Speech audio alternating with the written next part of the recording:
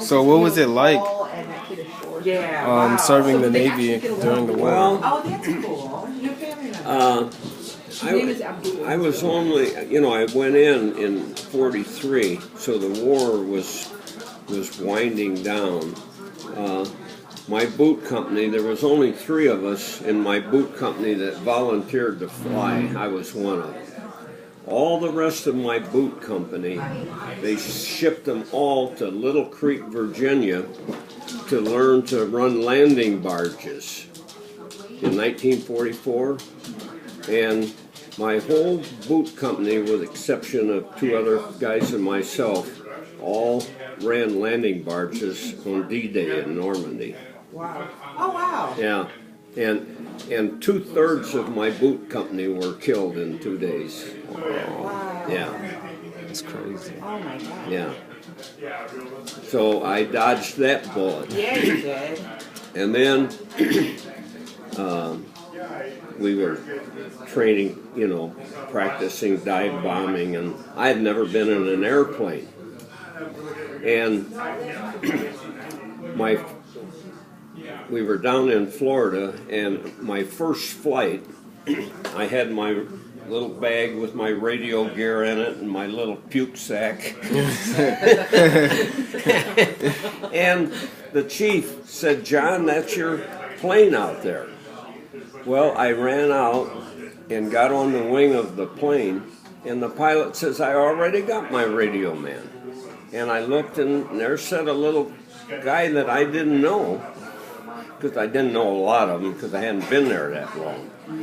And so I jumped off the wing and went back in, and that plane took off and got up 1,000 feet and stalled, crashed, killed them both. Wow. Oh, my God. I come that close to getting killed again. And right before that, 2/3 of the guys that you My were boot there company with, were killed lost. in running landing barges. That was your first flight ever? Yeah. Boy, what an initiation. So then, after they cleared the wreckage up, I got on a plane, and I'd never been in a plane, and I'm chewing a wad of bubble gum because I'm really nervous. And we took off, and we were up maybe 3,000 or 4,000 feet, and we hit an air pocket and dropped about 500 feet just like a rock, and that bubble gum flew out of my mouth. But I never ever got airsick. Wow. Some of the guys, in dive bombers, we had to flush them out of the plane. But I never ever got airsick. The first dive we made, we were up at 10,000 feet, and we're dive bombing a tanker that the Germans had torpedoed in Chesapeake Bay. And I was stationed at Hilton Head, North Carolina then, and I heard the fighter directorship say, "Bacon Sally to Red Boat," and that's us. Push over, and the pilot takes that thing and goes like this, and we drop. 8,000 feet. Oh, my God. And I'm watching the altimeter, and I tell the pilot, because he's got his bomb sight, he's zeroing in on the target. And I tell him when we hit 2,900 feet, and he starts pulling out, and the blood starts going over my eyeballs, and we get up about here, and I black out, from the G's, pulling about 6 G's, I can't believe you didn't throw up. Your stomach had to be in your throat. No, it didn't. But so the pilot said to me, "How'd you like that, John?" And I said, "Man," "that's awful." I said, "I couldn't, I blacked out." He said, "Oh, I'm sorry." He said, "I should have told you. When we push over, just let out a yell, And he says that equalizes the pressure in your chest. So I became a flying screamer.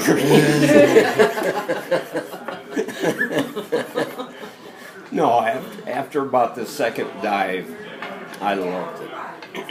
You did? You loved it? Oh, yeah. Really? Yeah. That was fun. How old were you when you 18. you were 18? Yeah. Wow, that's really young. How long did you serve? Well, I was only in 2.5 years before the war ended, you know. Oh. So then they put me in a shore patrol for a year. So I got out in June of 1946.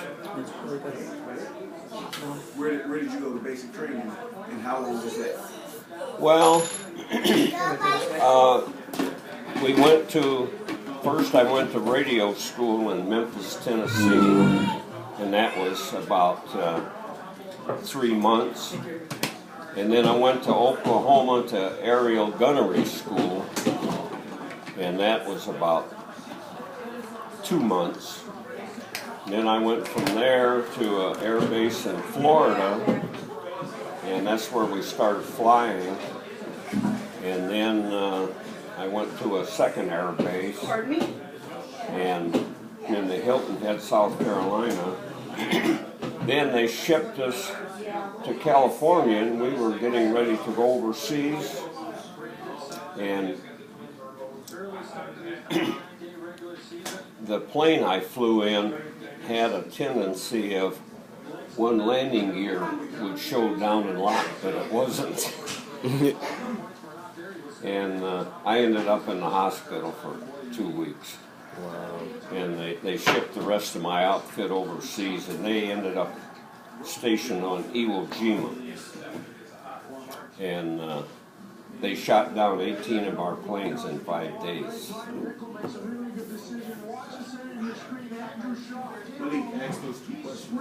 Fun time and then the worst time. Oh yeah, what was the best time? Like the best time of the war, like the funnest time for you? The best time of the I ever had?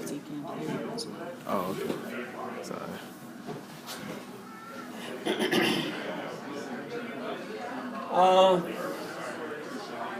Probably when the war ended. That was. Did you tell them about shore patrol? Yeah, then after the war ended, they broke up our squadron.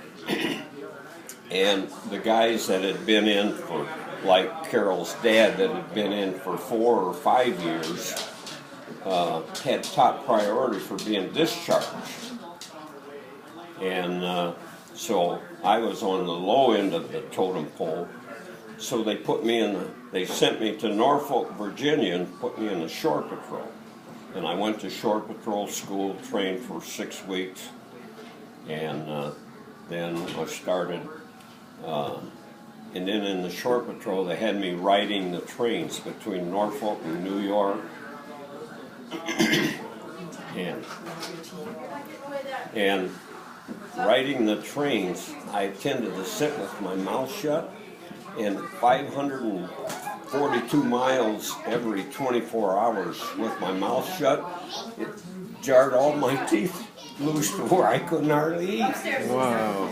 So they took me off the trains and put me in charge of investigation, and that's where I had to go out and break up fights and stuff.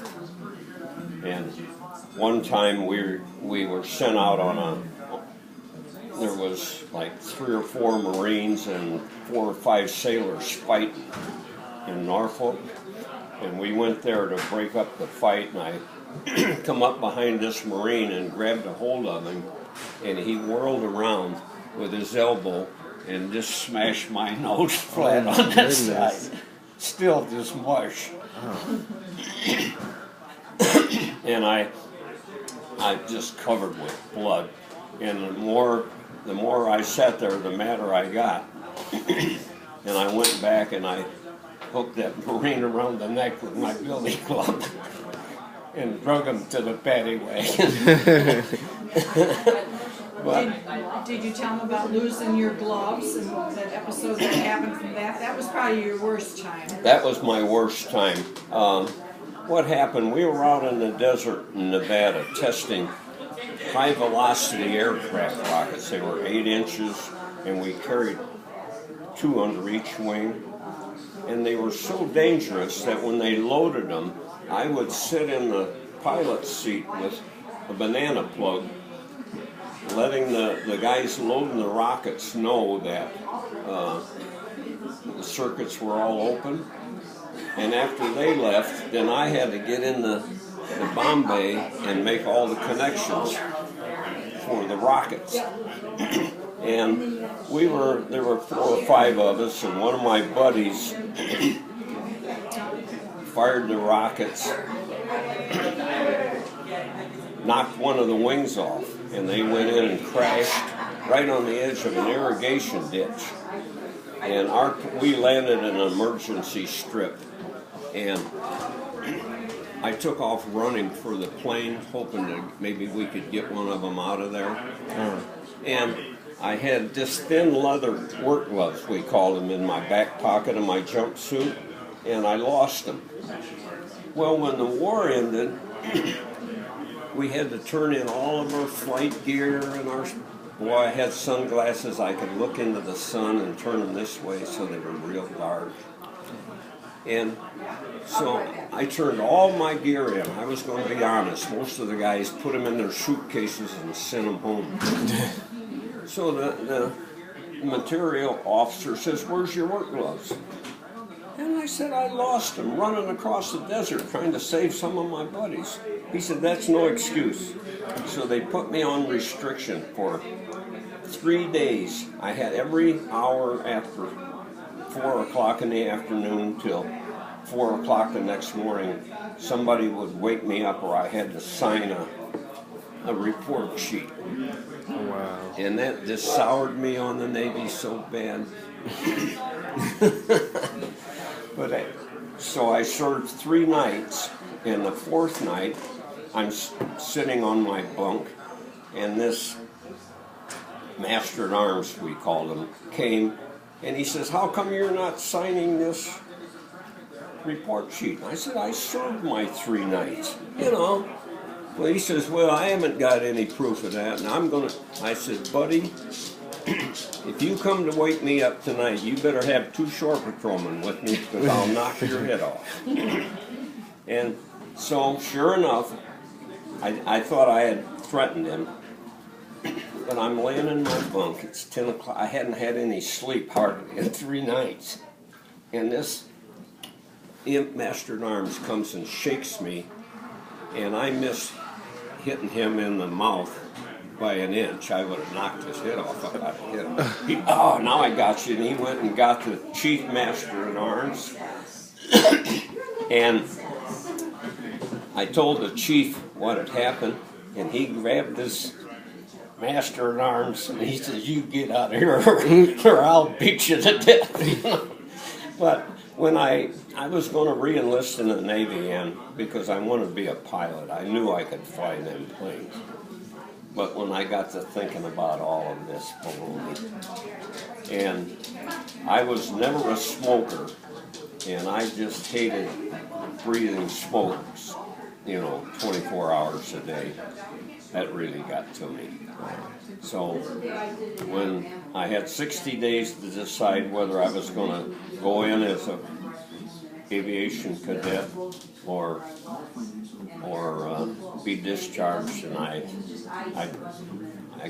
chose being discharged. So, but that was 70 years ago. Wow. I'll be 88 in September.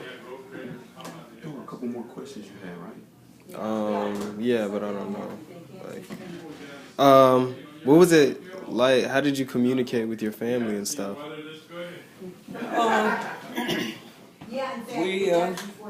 I wrote letters and my family. So we had mail regularly. But when we were out in the desert in Nevada, we were out there for about 3 months. It was top secret. We weren't even. Fact is, they put us in the barracks at night and turn the canine dogs loose in the compound. We couldn't even go out of the barracks, Wow. So for 3 months, we didn't write any letters. But outside of that, I always got letters from my mom and dad. And, How were you in touch with Frank, with your brother? well, Because he was in the Marines. yeah, my brother was in the Marine. Him and I went down. I was only 16 at the time. Him and I went down to join the Marines together. And they took him, but I had to bring papers home for my mother to sign. And she started crying. So I said, well, I'll wait till I'm 18. So, Oh. but outside of that, you know, well, I turned 17 in September. My brother went to the Marines, and he was in the 2nd Marine Division. He was in 5 invasions. In Tarawa Island, his company was one of the outfits invaded. Out of 139 Marines, there was only 29 guys left alive out of my brother's company. Oh, wow. And the only injury he got was a Jap sniper tried to shoot him in the head, and he knocked a big chunk off of a palm tree, and it cut my brother's forehead.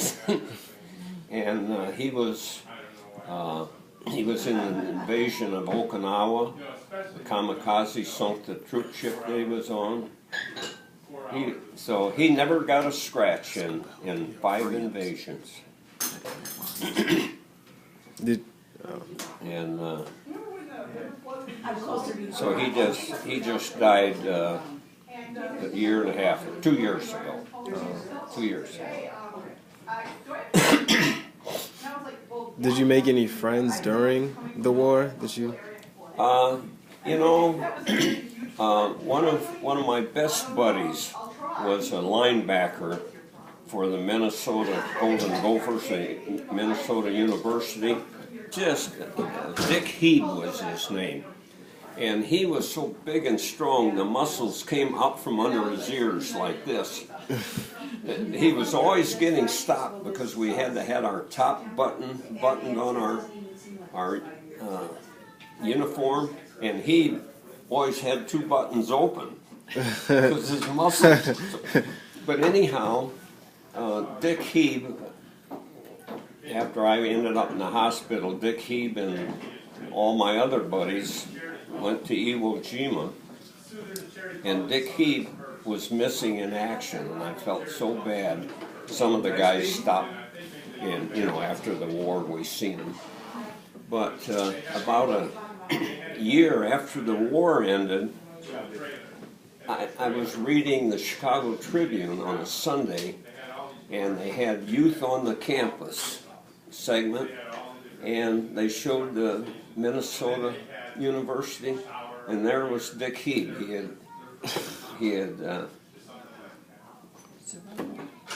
been found somewhere and survived and went back to college. Wow. So that I never did talk to him, but he was my best buddy. Yeah. Are there people that you still keep in contact with now that you? None at all. I haven't talked to I haven't talked to anybody I was in the service with for 60 years. Yeah. No. My brother Frank also never was in contact with anybody, but about 5 or 6 years ago, one of his buddies got a hold of him on the internet, wasn't it, Carol? Yeah. And so he managed to stay in contact with 2 or 3 of his old buddies by the internet. But Yeah, that was Interesting stories.